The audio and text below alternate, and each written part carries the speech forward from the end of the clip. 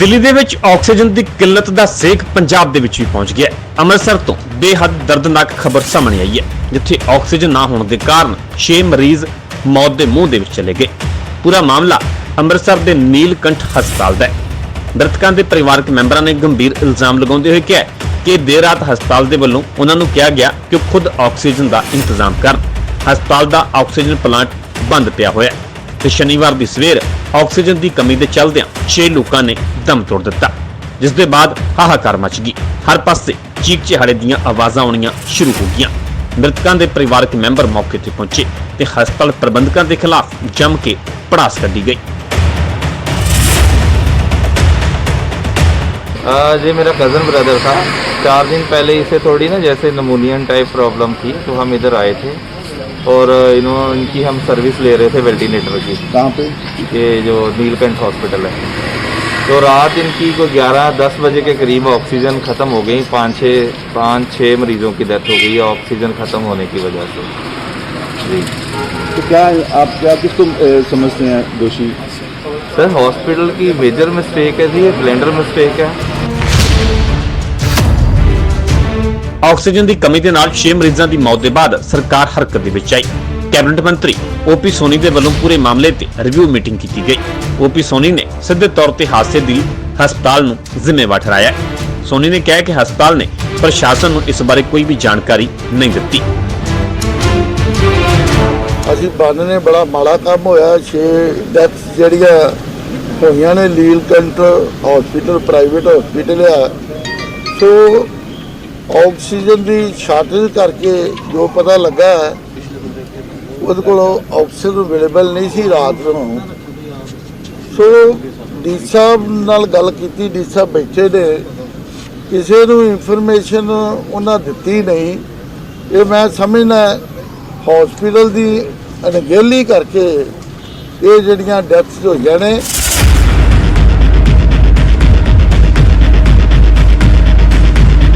ਉਧਰ 6 ਮਰੀਜ਼ਾਂ ਦੀ ਮੌਤ ਦੇ ਮਾਮਲੇ 'ਚ ਮੁੱਖ ਮੰਤਰੀ ਕੈਪਟਨ ਅਮਰਿੰਦਰ ਨੇ ਸਖਤ ਨੋਟਿਸ ਲਿਆ ਤੇ ਅੰਮ੍ਰਿਤਸਰ ਦੇ ਡੀਸੀ ਨੂੰ ਜਾਂਚ ਦੇ ਆਦੇਸ਼ ਦੇ ਦਿੱਤੇ ਨੇ।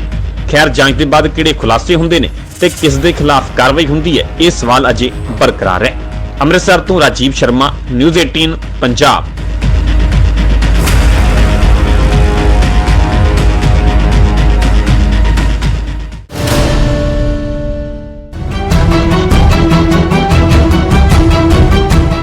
ਆਕਸੀਜਨ ਨੂੰ ਲੈ ਕੇ ਦਿੱਲੀ ਤੋਂ ਲੈ ਕੇ ਮਹਾਰਾਸ਼ਟਰ ਤੱਕ ਤੇ ਪੰਜਾਬ ਤੋਂ ਲੈ ਕੇ ਹਰਿਆਣਾ ਤੱਕ ਹਾਹਾਕਾਰ ਮਚੀ ਹੋਈ ਹੈ। ਕਰੋਨਾ ਦੇ ਲਗਾਤਾਰ ਵੱਧ ਰਹੇ ਮਾਮਲੇ ਤੇ ਆਕਸੀਜਨ ਦੀ ਕਮੀ ਦੇ ਨਾਲ ਹੋ ਰਹੀਆਂ ਮੌਤਾਂ ਸਭ ਦੇ ਮੱਥੇ ਤੇ ਚਿੰਤਾ ਦੀਆਂ ਲਕੀਰਾਂ ਖਿੱਚ ਰਹੀਆਂ ਨੇ। ਕਈ ਹਸਪਤਾਲਾਂ ਦੇ ਵਿੱਚ ਆਕਸੀਜਨ ਦੀ ਭਾਰੀ ਕਮੀ ਹੋ ਰਹੀ ਹੈ। ਕਰੋਨਾ ਦੇ ਮਰੀਜ਼ ਵੱਧਦੇ ਜਾ ਰਹੇ ਨੇ ਤਾਂ ਆਕਸੀਜਨ ਘਟਦੀ ਜਾ ਰਹੀ ਹੈ। ਕਰਨਾਲ ਦੇ ਕਲਪਨਾ ਚਾਵਲਾ ਮੈਡੀਕਲ ਹਸਪਤਾਲ ਦੇ ਵਿੱਚ ਵੀ ਕੁਝ ਅਜਿਹਾ ਹੀ ਮੰਜ਼ਰ ਨਜ਼ਰ ਆ ਰਿਹਾ ਹੈ। ਮਰੀਜ਼ਾਂ ਦੀ ਗਿਣਤੀ ਵੱਧਦੀ ਜਾ ਰਹੀ ਹੈ ਤੇ ਆਕਸੀਜਨ ਦੀ ਕਮੀ ਖਲ ਰਹੀ ਹੈ। ਹਾਲ ਹੀ ਦੇ ਵਿੱਚ ਇੱਕ 60 ਸਾਲ ਦੇ ਕੋरोना पीड़ित बुजुर्ग ने ऑक्सीजन की कमी के चलते दम तोड़ दिता। गए थे, उन्होंने कोविड का टेस्ट किया, नेगेटिव था, वहाँ से उन्होंने यहाँ रेफर कर दिया। यहाँ पर आया 3 घंटे बाद उन्होंने ऑक्सीजन सिलेंडर प्रोवाइड किया है। उसके बाद भी कोई ट्रीटमेंट नहीं है ढंग से। ये एक डेथ सेंटर है, हर आधे घंटे में एक लाश जा रही है। यहाँ से कोई भी प्रॉपर मेडिकल फैसिलिटी नहीं है। यहाँ पे so called Kalpana Chawla hospital है। This is a bullshit and Kalpana Chawla के नाम पे ही कलंक हुआ पड़ा यहाँ पे। तो यहाँ पे सुबह से जा रहे हैं और अभी कभी बोल रहे हैं कि ऑक्सीजन सिलेंडर दिया, उसके बाद प्रॉपर ऑक्सीजन सिलेंडर दिया। एक डॉक्टर विभूति, उनकी स्टेटमेंट है ये कि अगर वेंटिलेटर पे करेंगे तो दौरा पड़ सकता है, और उसी वक्त उन्होंने वेंटिलेटर पे किया। 5 मिनट के अंदर वो आधार कार्ड मांग रहे हैं, जबकि पेशेंट तब तक भी सांस ले रहा था। तो डेथ किसने कहा आपको कि डेथ हो गई है? उन्होंने ही बात बोला है, जो वहाँ पे काम लगा रहे थे, वेंटिलेटर पे ट्रांसफर किया जिन्होंने। उसके बाद उन्होंने 5 मिनट बाद ही डिक्लेयर कर दिया। फिर हम में से किसी ने देखा उनको सांस आ रही, कोई सिलेंडर लगाया ना, कोई दवाई दी ना, कुछ नहीं कर रही है। ऑक्सीजन की पहले दिक्कत रहती थी, तकलीफ रहती थी उनको सांस की? नहीं, अभी हुई है। कितने दिन से? ये 4-5 दिन से। तो कोरोना नेगेटिव आया, जो कोरोना टेस्ट था नेगेटिव आया। तो रिजल्ट था, इन्होंने लगाया, एक लगा रहे हैं, दे रहे हैं। उस टाइम आईसीयू बेड की जरूरत थी, तो इन्होंने दिया नहीं, वो था सर पैसे कुछ दे के काम करता। न्यूज़ 18 ने ਜਦੋਂ ਇਸ ਬਾਰੇ ਕਰਨਾਲ ਦੇ ਡੀਸੀ ਦੇ ਨਾਲ ਗੱਲਬਾਤ ਕਰਨੀ ਚਾਹੀ ਤਾਂ ਉਹਨਾਂ ਨੇ ਜਵਾਬ ਦੇਣ ਤੋਂ ਸਾਫ਼ ਤੌਰ ਤੇ ਇਨਕਾਰ ਕਰ ਦਿੱਤਾ। किसी भी इस तरह की स्थिति नहीं है कि कहीं ऑक्सीजन ना हो। हर एक हॉस्पिटल का हमारे पास डेटा है। कल्पना चावला में भी पर्याप्त मात्रा में ऑक्सीजन अवेलेबल है। बल्कि आज ही दोपहर लगभग 2:30 से 3 बजे के आसपास एक गाड़ी 4000 लीटर जो है ऑक्सीजन कल्पना चावला को रेडी की हुई। ਗੱਲ ਸਾਫ਼ ਹੈ ਕਿ ਅਧਿਕਾਰੀ ਬੋਲਦੇ ਕੁਝ ਨੇ ਤਾਂ ਹਸਪਤਾਲਾਂ ਦੀ ਹਕੀਕਤ ਕੁਝ ਹੋ ਰਹੀ ਹੈ। ਸਾਡਾ ਮਕਸਦ ਆਮ ਜਨਤਾ ਨੂੰ ਡਰਾਉਣਾ ਬਿਲਕੁਲ ਵੀ ਨਹੀਂ ਹੈ, ਬਲਕਿ ਸੁਚੇਤ ਕਰਨਾ ਹੈ ਕਿ ਜੇਕਰ ਹਸਪਤਾਲਾਂ ਦੇ ਵਿੱਚ ਆਕਸੀਜਨ ਦੀ ਕਮੀ ਐਦਾਂ ਹੀ ਵੱਧਦੀ ਰਹੀ ਤਾਂ ਅੱਗੇ ਆਉਣ ਵਾਲੇ ਸਮੇਂ ਦੇ ਵਿੱਚ ਕੀ ਹੋਵੇਗਾ ਇਸ ਦਾ ਅੰਦਾਜ਼ਾ ਲਾਉਣਾ ਵੀ ਮੁਸ਼ਕਿਲ ਹੈ। ਕਰਨਾਲ ਤੋਂ ਹਿਮਾਂਸ਼ੂ ਨਾਰੰਗ, ਨਿਊਜ਼ 18।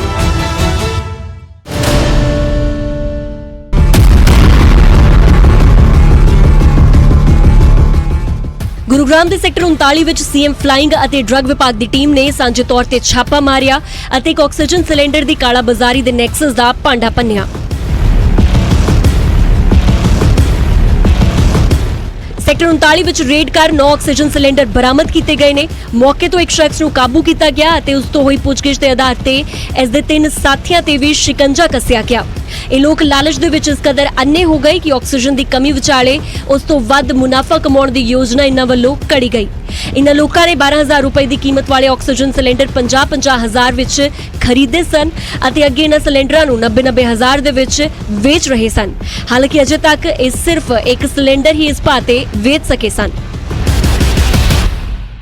ये कोरोना की वजह से जो ब्लैक मार्केटिंग है उसके कारण से ऐसा हुआ और एक रेड की गई। तभी हमने जब उनको कब्जे में लिया तो उनके कब्जे से हमें उनके घर से 8 सिलेंडर और प्राप्त हुए। हमें जब हमने पूछताछ की तो पता चला इन्होंने कल भी एक सिलेंडर गुरुग्राम में बेचा है। तो ये 9 सिलेंडर हमने आज टोटल रिकवर किए। 9 के 9 सिलेंडर ऑक्सीजन से भरे हुए हैं।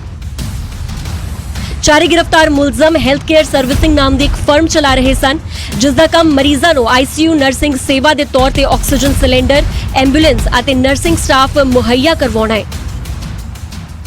भारत सरकार ने ऑक्सीजन का जो रेट है इन सिलेंडर्स में वो 25 रुपये पर क्यूबिक मीटर तय कर रखा है। तो एक ऑक्सीजन के सिलेंडर में 1000 रुपये की ऑक्सीजन आती है, जिसके तहत आज हमने इसमें essential commodities act, drug and cosmetic act, disaster management act के तहत मुकदमा दर्ज किया।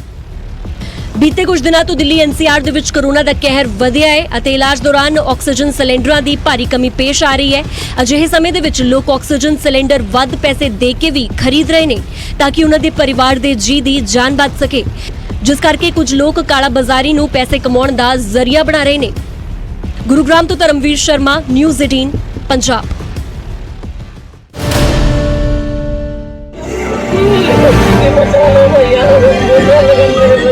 अपनी मासूम दी बच्ची दी जान दी दुहाई दिंदी ए मां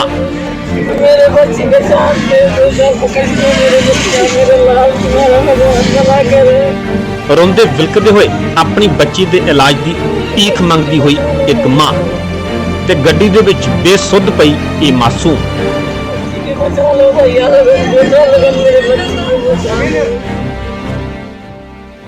इस मासूम ਨੂੰ ਇਲਾਜ ਸਿਰਫ ਇਸ ਲਈ ਨਹੀਂ ਮਿਲ ਰਿਹਾ ਕਿਉਂਕਿ ਡਾਕਟਰਾਂ ਨੇ ਇਸ ਨੂੰ ਕੋਰੋਨਾ ਪੋਜ਼ਿਟਿਵ ਐਲਾਨ ਦਿੱਤਾ ਹੈ, ਉਹ ਵੀ ਬਿਨਾਂ ਟੈਸਟ ਕੀਤੇ।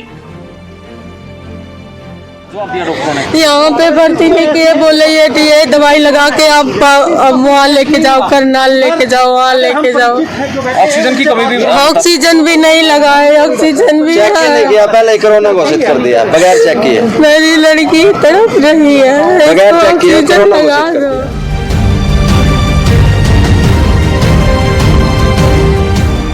दिल ਨੂੰ ਝੰਜੋੜਨ ਵਾਲੀਆਂ ਤਸਵੀਰਾਂ ਪਾਣੀਪਤ ਦੇ ਸਮਾਨਿਆ ਹਸਪਤਾਲ ਦੀਆਂ ਨੇ, ਜਿੱਥੇ ਇਹ ਬੇਵਸ ਮਾਂ ਆਪਣੀ ਬੱਚੀ ਨੂੰ ਇਲਾਜ ਲਈ ਲੈ ਕੇ ਪਹੁੰਚੀ ਸੀ, ਪਰ ਧਰਤੀ ਦਾ ਭਗਵਾਨ ਕਹੇ ਜਾਣ ਵਾਲੇ ਡਾਕਟਰਾਂ ਨੇ ਇਸ ਦਾ ਇਲਾਜ ਤੱਕ ਕਰਨਾ ਮੁਨਾਸਿਬ ਨਹੀਂ ਸਮਝਿਆ।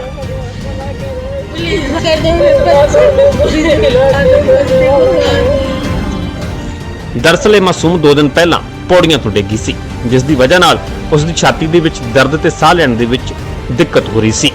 ਜਦੋਂ ਇਲਾਜ ਦੇ ਲਈ ਸਮਾਨਿਆ ਹਸਪਤਾਲ ਲੈ ਕੇ ਗਏ ਤਾਂ ਡਾਕਟਰਾਂ ਨੇ ਕੋਰੋਨਾ ਪੋਜ਼ਿਟਿਵ ਕਹਿ ਕੇ इलाज करने ਤੋਂ इनकार कर दिता।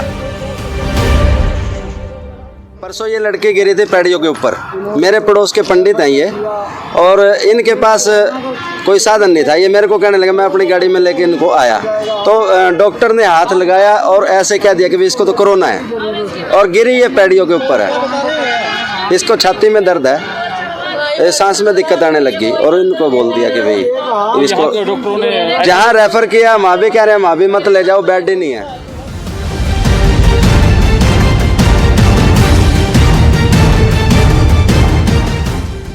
ਹਾਲਾਂਕਿ ਜਦੋਂ ਇਸ ਬਾਬਤ सीएमओ ਦੇ ਨਾਲ ਗੱਲਬਾਤ ਕੀਤੀ ਗਈ ਤਾਂ ਜਰਾ ਉਹਨਾਂ ਦਾ ਵੀ ਜਵਾਬ ਸੁਣ ਲਓ। जहाँ तक मेरी परिजनों ने डॉक्टर से बात कराई थी तो डॉक्टर ने तो ऐसा कुछ नहीं बताया, उसी समय उसको देख के एडमिट कर दिया था।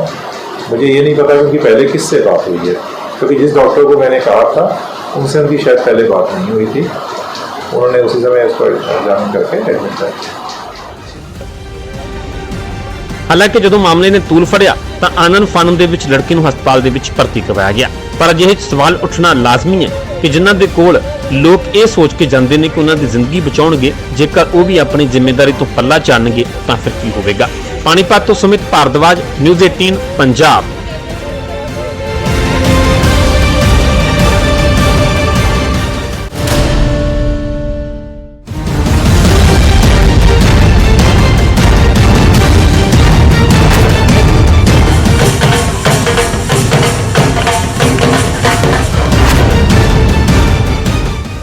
ਸੰਗਰੂਰ ਚ ਕਰੋਨਾ ਨਿਯਮਾਂ ਦੀਆਂ ਸ਼ਰੇਆਮ ਧੱਜੀਆਂ ਉਡਾਈਆਂ ਗਈਆਂ।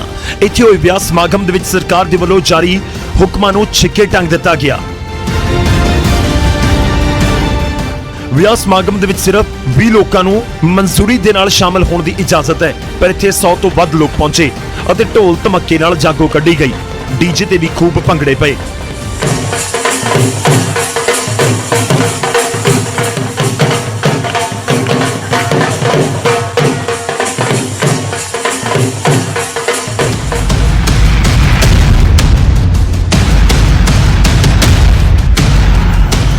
ਦੱਸਿਆ ਜਾ ਰਿਹਾ ਕਿ ਵਿਆਹ ਇੱਕ ਸਿਆਸੀ ਆਗੂ ਦੇ ਬੇहद ਕਰੀਬੀ ਸ਼ਖਸ ਦੇ ਬੇਟੇ ਦਾ ਸੀ, ਜਿਸ ਦੇ ਵਿੱਚ ਕਰੋਨਾ ਪ੍ਰੋਟੋਕਾਲ ਦਾ ਕੋਈ ਧਿਆਨ ਨਹੀਂ ਰੱਖਿਆ ਗਿਆ।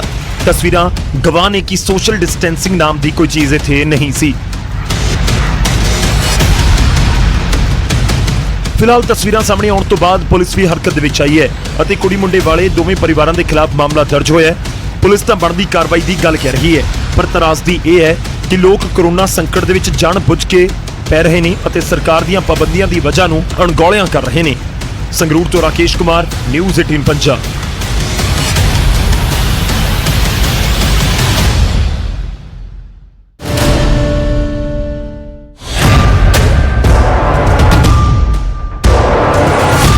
ਹਰਿਆਣਾ ਦੇ ਵਿੱਚ ਕੁੱਖ ਦੇ ਕਾਤਲ ਇੰਨੇ ਬੇਖੌਫ ਨੇ ਕਿ ਚੰਦ ਰੁਪਈਆਂ ਦੀ ਖਾਤਰ ਬੇਟੀਆਂ ਦੀ ਜਾਨ ਦਾ ਸੌਦਾ ਕਰ ਰਹੇ ਨੇ ਤੇ ਸਭ ਕੁਝ ਚੱਲ ਰਿਹਾ ਹੈ ਆਨਲਾਈਨ। ਇਸ ਦਾ ਖੁਲਾਸਾ ਉਸ ਵੇਲੇ ਹੋਇਆ ਜਦੋਂ ਕੈਥਲ ਦੇ TNDT ਨੋਡਲ ਅਫਸਰ ਨੇ ਗਾਹਕ ਬਣ ਕੇ Amazon ਤੋਂ ਆਨਲਾਈਨ 2 MTP ਕਿੱਟ ਮੰਗਵਾਈਆਂ। ਮੈਂ 7 ਦਿਨ ਬਾਅਦ ਹੀ ਓਡੀਸ਼ਾ ਤੋਂ ਬਿੱਲ ਤੇ ਡਿਲੀਵਰੀ ਚਾਰਜ ਸਮੇਤ 2 MTP ਕਿੱਟ 897 ਰੁਪਏ ਦੇ ਵਿੱਚ ਉਹਨਾਂ ਦੇ ਘਰ ਪਹੁੰਚ ਗਈ। ਇਸ ਦੇ ਬਾਅਦ ਉਹਨਾਂ ਨੇ ਸਿਵਲ सर्जन ਤੇ DC ਨੂੰ ਮਾਮਲੇ ਦੀ ਜਾਣਕਾਰੀ ਦਿੱਤੀ। डिकोय बनाया गया कि मेरे को परचेज करनी थी Amazon से, जो ऑनलाइन वाली वेबसाइट है। तो हमने उस पर 27 मार्च को ऑनलाइन ऑर्डर किया, तो जिसकी डिलीवरी हमें उसके करीब 7-8 दिन के बाद मिल गई। जब वो हमारे पास रिसीव हुई तो मैंने लिखित में सिविल सर्जन सर को सूचित किया कि हमारे पास ऐसे करके मेरे घर पे ये डिलीवरी हो गई है।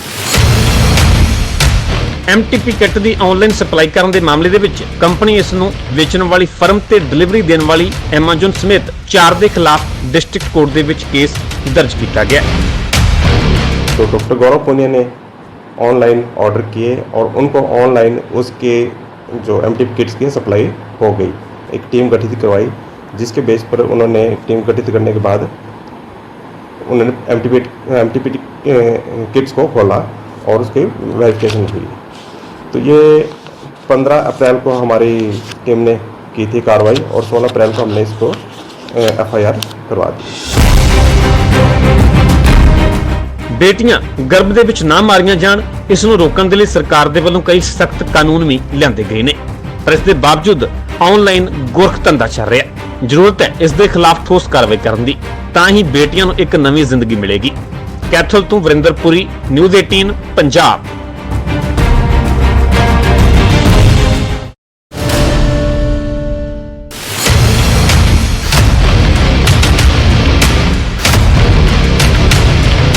ਗੁਰੂਗ੍ਰਾਮ ਦੇ ਵਿੱਚ ਪੁਲਿਸ ਨੇ ਲਗਜ਼ਰੀ ਕਾਰ ਲੁੱਟ ਦੇ ਮਾਮਲੇ 'ਚ 4 ਬਦਮਾਸ਼ਾਂ ਨੂੰ ਗ੍ਰਿਫਤਾਰ ਕੀਤਾ, ਜਿਨ੍ਹਾਂ ਕੋਲੋਂ 2 ਪਿਸਟਲ ਤੇ 2 ਖਿਡੌਣਾ ਪਿਸਟਲ ਬਰਾਮਦ ਹੋਏ ਨੇ ਤੇ ਉੱਥੇ ਹੀ ਲੁੱਟੀ ਗਈ ਕਾਰ ਵੀ ਬਰਾਮਦ ਕੀਤੀ ਗਈ ਹੈ।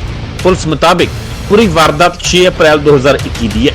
ਜਦੋਂ ਇੱਕ ਕੈਬ ਡਰਾਈਵਰ ਸਵਾਰੀਆਂ ਦੇ ਇੰਤਜ਼ਾਰ ਦੇ ਵਿੱਚ ਖੜਾ ਸੀ ਤਾਂ ਇੱਕ ਨੌਜਵਾਨ ਉੱਥੇ ਪਹੁੰਚਿਆ ਤੇ ਫਾਰੂਖ ਨਗਰ ਜਾਣ ਦੀ ਗੱਲ ਕਹੀ ਤਾਂ ਰਸਤੇ ਦੇ ਵਿੱਚ ਪਿਸਟਲ ਕੱਢ ਕੇ ਡਰਾਈਵਰ ਤੇ ਤਾਨ ਦਿੱਤੀ ਤੇ ਰਸਤੇ ਦੇ ਵਿੱਚ ਮੁਲਜ਼ਮ ਨੇ 3 ਹੋਰ ਸਾਥੀਆਂ ਨੂੰ ਕੈਬ ਦੇ ਵਿੱਚ ਬਿਠਾ ਲਿਆ ਤੇ ਥੋੜੀ ਹੀ ਦੂਰ ਪਹੁੰਚਣ ਤੇ ਕੈਬ ਡਰਾਈਵਰ ਨੂੰ ਧੱਕਾ ਦੇ ਕੇ ਹੇਠਾਂ ਸੁੱਟ ਦਿੱਤਾ ਗਿਆ ਤੇ ਲੁਟੇਰੇ ਕੈਬ ਲੈ ਕੇ ਫਰਾਰ ਹੋ ਗਏ।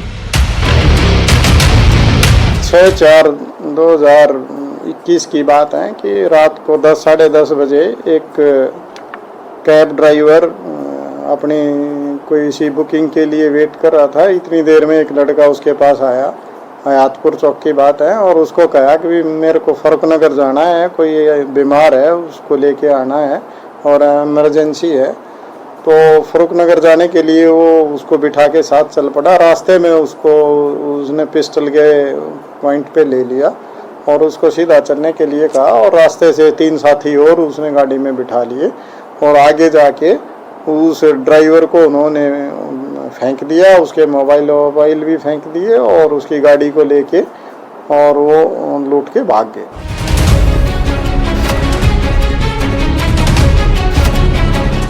ਪੁਲਿਸ ਮੁਤਾਬਿਕ ਕੈਬ ਲੁੱਟਣ ਤੋਂ ਬਾਅਦ ਲੁਟੇਰਿਆਂ ਨੇ ਪੈਟਰੋਲ ਪੰਪਾਂ ਨੂੰ ਆਪਣਾ ਨਿਸ਼ਾਨਾ ਬਣਾਇਆ।